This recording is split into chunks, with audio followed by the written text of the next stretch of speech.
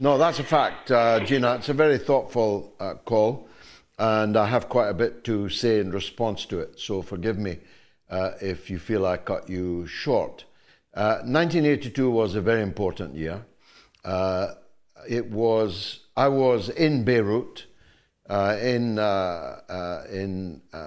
Hamra Street, in fact, on the balcony of a Palestinian artist, friend of mine, Zed Wehbi, a very fine artist, and who ended up actually in exile in London.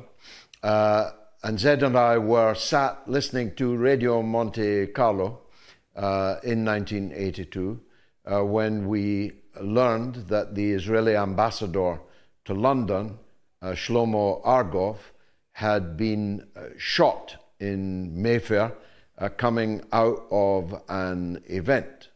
And we immediately both knew that this event would trigger, and was perhaps intended to trigger, a massive Israeli invasion of Lebanon, which duly began within a couple of days. I escaped from Lebanon not far ahead of the invading forces, and I returned to London and my duties in the Palestine Solidarity movement.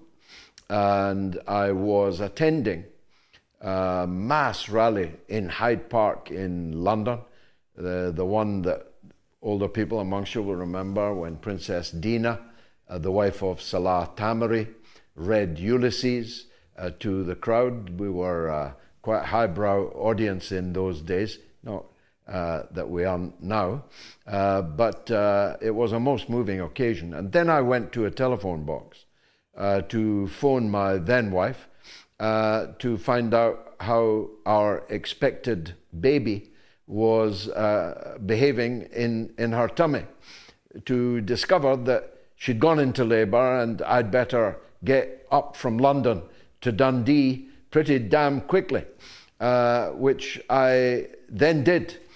My point being that Israel is still invading Lebanon today.